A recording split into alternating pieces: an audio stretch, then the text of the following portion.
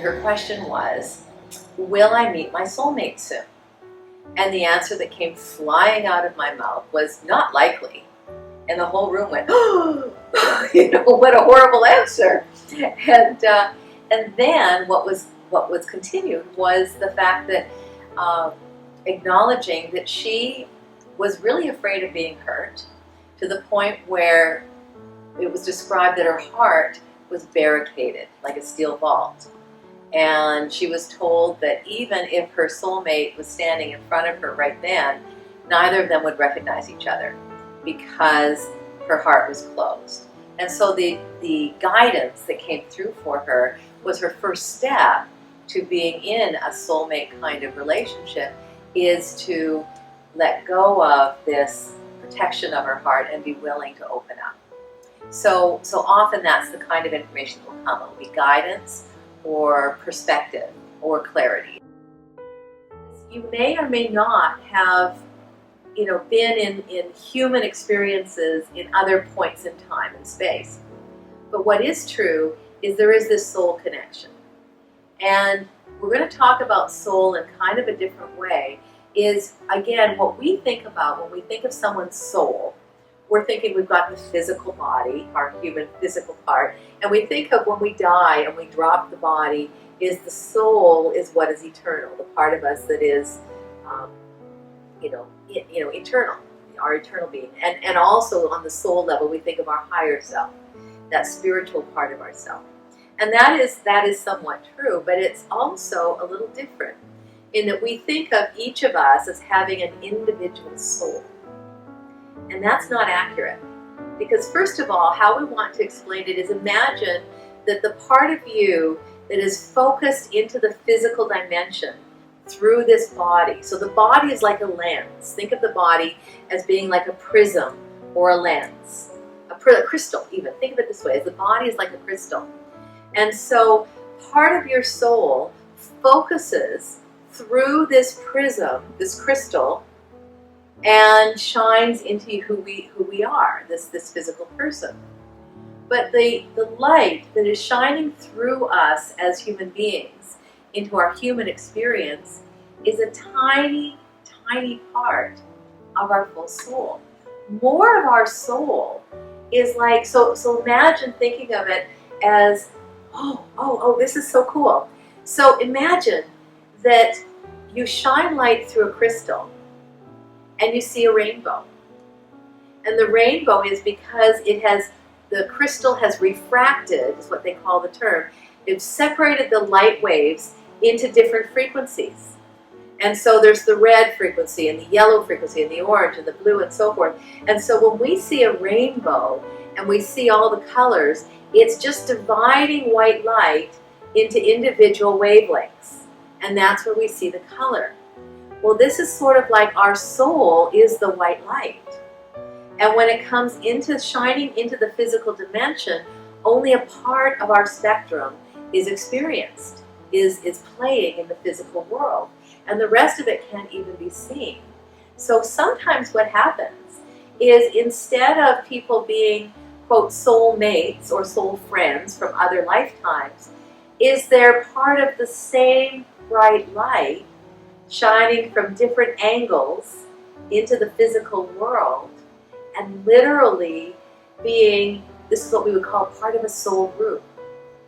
And this is what happened with Maureen's friend. It doesn't mean that they haven't had other lifetimes together, because soul groups play together. And we'd say, so many of us are all of the same, many times in a family, we're all of the same soul group. And we're literally expressing, we're shining different aspects of the same being. Normally, I'm extremely happy all the time. Mm-hmm.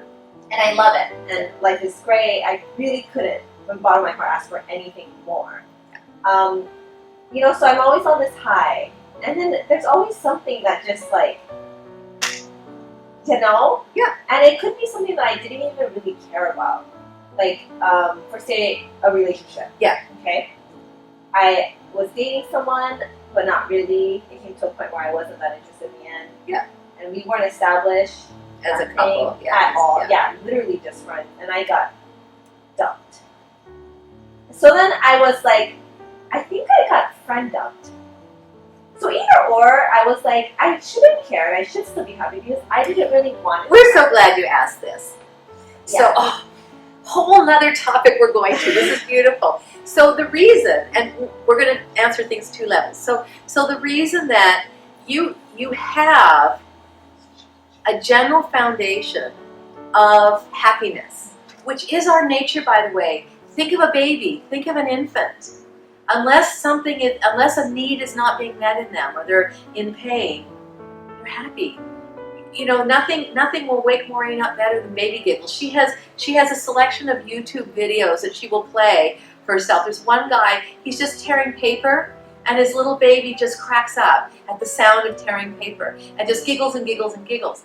That aspect that babies have typically when you play peekaboo, and they're just so delighted when they see you and they burst out giggling. It is our human nature. This is who we really are, is happy and joyful. Now, and then when a baby, is hungry, where's the joy? They're screaming, their face is all scrunched up, and they're going to just be not okay until they get what they need, and that's okay. So you have that foundation of your general nature of happiness is clear, and you have been colored or influenced by our society. We all have.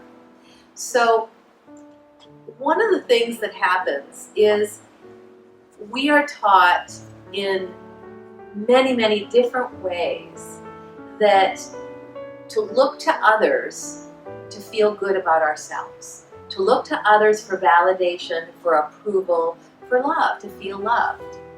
And so when we look to others, and it starts off really easily by our parents, is, we are blissful and happy, and when our parents, shower us with their love, and it doesn't have to be words or anything else, we as infants feel this love. So when we're receiving this wonderful love from our parents, it just keeps, it sort of, builds that feeling inside of us, because it activates that in us.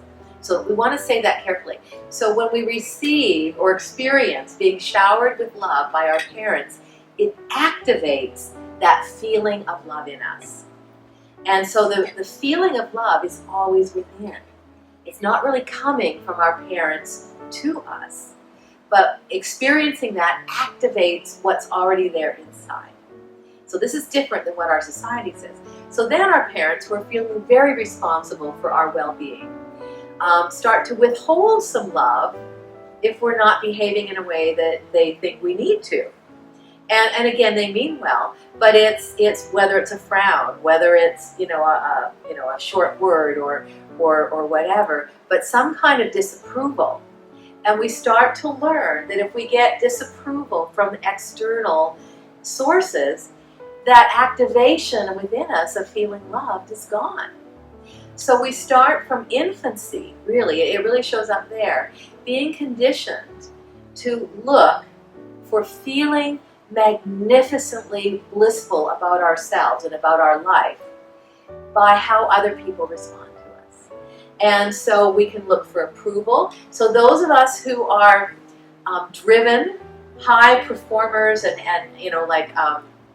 overachiever types, and not that there's any of those people in this room, but if you have that sense in yourself of being like kind of this sense of driven, you have to be, really, really good, not just okay, but really, really good. That is because you got this external message that you're wonderful when you're really successful, when you're really productive, when you're really whatever it is you're trying to reach for. And so it starts to create that conditioning and programming within us that, for me to be okay is I need to have this external things going on. So that's all that happened with you, Jessica darling, was that old conditioning that if someone dumps me, it brought you down because you were used to having that feeling great about yourself reinforced by experiences and from other people. And what is true are the people that are really at peace, the people who really are happy in their core, don't give a hoot what anyone else thinks. Because when it's only hard, in fact, anytime, and this is a great clue for anyone, when life starts feeling difficult, when you start bumping into obstacles and things aren't working, when life feels difficult, see if you can find what it is you're either resisting or clinging on to. Because it's like we try and do something a certain way and it's not working, it's not working, it's not working. And sometimes if we just stop and go, okay, I'll let go, then everything gets easy again. So things get difficult when we keep trying to work something in a way that we're either hanging on or we're really resisting something. So Maureen said, so you just have to check in with your heart. And even though on the surface it can look, everything can look perfect and right for you, if it's not, your heart will tell you. And so this is the case for you, is the only time, this is good. Maureen thinks this is brilliant. Thank you, thank you, thank you. The only time old patterns can take over and run us is when we let our head override our heart. The heart never lies. And so the heart will always tell us the truth. But our head can rationalize and justify and explain away and so forth. Now it gets sticky when the heart, in other words, like a relationship is it the head or the heart or the head or the heart kind of thing. But the heart it'll feel right. If there's any kind of unease, and then the head goes to justify it, that's a head. If there's any kind of unease, it's your heart saying, hold it a bit here, take a step back.